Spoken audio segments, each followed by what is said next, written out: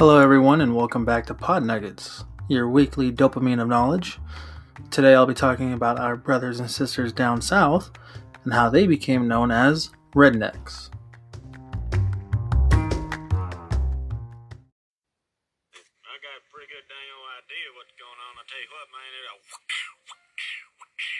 Sir, do you know anything about this? yeah, man, I'll tell you what, doing one of them snipe hunts last night, man, with them sticks in the bag and them whack, man, we'd go woo-loo, talking about that big mistake, y'all, right there in that cooler. Hey everybody, just as a friendly reminder, please be sure to check out the Anchor app. The Anchor app is totally free. It's how you can create a podcast. As a matter of fact, that's how I'm creating my podcast. There's creation tools that allow you to record and edit your podcast right from your phone or your computer. And the cool thing about Anchor is that it'll distribute your podcast for you. So it can be heard everywhere, such as Spotify, Apple Podcasts, Google Podcasts, Stitcher, Podbean, and hundreds of more. You can also make money from your podcast with no minimum listenership. And it's everything you need to make a podcast in one little place. It's real simple, kind of drag and drop little things. You can edit your audio.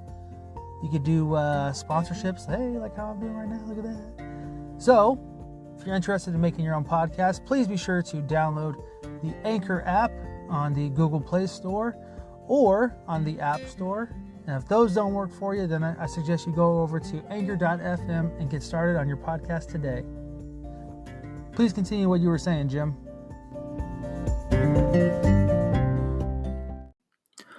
Also, please be sure to check out my other podcast, the Botox Podcast, and enjoy the newly released episode, The Death of Your Nursing Student, available now on Spotify, Apple Podcasts, and Google Podcasts. Now, according to my extensive and heavy research on the History Channel from YouTube, the term redneck began in the early 1600s when Scottish Protestants who rebelled against their leaders in the church believed in whatever beliefs that they wanted to believe in, wore red cloths around their necks to show how rebellious they were. By the way, very surprised I didn't stutter with that last one. Now, when they wore these red cloths around their necks, they actually dubbed themselves rednecks. But can you imagine if they wore different color cloths? We'd be calling a bunch of the, what do they call them? The Appalachian folk now, we'd be calling them blue necks if someone decided to be like, hey Todd, that light blue cloth that you got over there, put that around your neck. We're going to show these priests just how rebellious we are. Stupid joke. Now, this particular term did not stick around for very long. As a matter of fact, it didn't make its return until 200 years later in the 1800s when Scottish and Irish immigrants came to the United States. Now, these pink and pasty folks were greeted by the stuck-up whites, or better known as the English, or according to them, proper English. The English didn't really find the Scotch-Irish, which is what they referred to them as very clean people. A lot of the times they didn't wear shoes, they slept in tents, they just weren't very clean people, and they weren't up to the English standards or the redcoats. But this term did not stick around for very long either. As a matter of fact, it didn't make its other and official return, in which it stayed, until 19.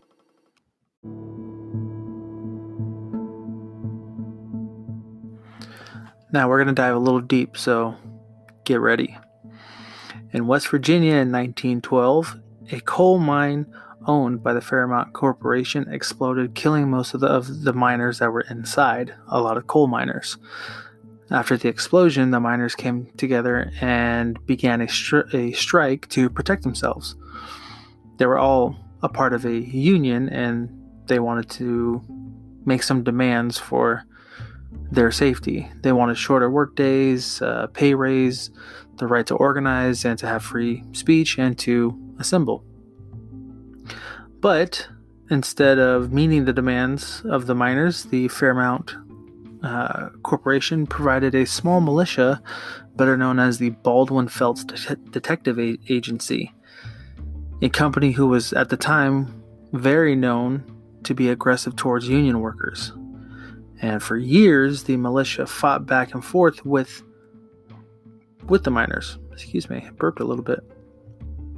The detective agency even went as far as forcing the miners and their families out of their homes to live in a rural Appalachia region, the Appalachian Mountains. During one evening, the small militia started its first, probably I'd say the first drive-by that's been recorded, when a armed train gunned down a tent city, which is where most of the miners and their wives and children lived. They used a machine gun to shoot at these miners because they, again, did not want to meet their demands. They wanted to unionize and protect themselves. But the Fairmount Company was not trying to do that. They were just trying to look for the dollar. Saving money for coal, because that's more important than people's lives. You assholes.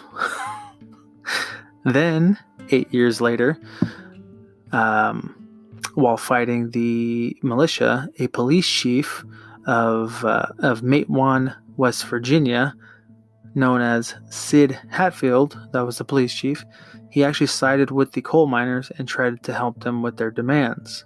But as a result of siding with the coal miners, Sid was gunned down by the militia. Sid was actually a coal miner himself. He worked in the coal mines with his family before becoming a police chief, thus showing empathy and compassion to the coal miners at the time. When they found out that the police chief was actually gunned down, the miners took up in arms and were tired of taking shit. So, what they did was marched on their sistering neighborhoods, the counties, Logan and Boone, in order for the Fairmount Corporation to meet their demands. Due to these actions, however, martial law was activated. And in case you don't know what martial law is the imposition of direct military control of normal civilian functions by a government, especially in response to a temporary emergency such as invasion or major disaster or in an occupied territory. While on the march to Logan and Boone, the miners placed red bandanas or scarves around their necks, signifying who they were, similar to their relatives some 200 years prior. The miners were met with over 300 National Guard, the Logan County Sheriff's Department, and non-union miner workers who were known as scabs. They all were armed themselves and ready to fight for what they were trying to keep. Now, a scab was the non-union worker. They were basically your contract workers. They were just there for the paycheck. They cared less about the strike or anything else. They just wanted money. Upon the arrival of the non-unionized miners, the National Guard saw the red cloth around the necks of the miners who were unionized and began referring to them as, you guessed it, rednecks. The National Guard and others thought that they had a very strategic and tactical advantage over the rednecks, but instead they were met by over 12,000 unionized coal miners. And they had the advantage because why? Well, they were living in a tent city. They were living in the ditches and the hills and the mountains, which is where all this fighting took place. As a result of the 12,000 rednecks, President Harding involved the U.S. Army to assist with this. During this whole battle, which was known as the Battle of the Coal Miners, or the Coal Wars, over 200 people in total from both sides were killed, and yet the demands were still not met. Following the battle, over 1,200 indictments were given out to the rednecks, 325 for murder and 25 for treason.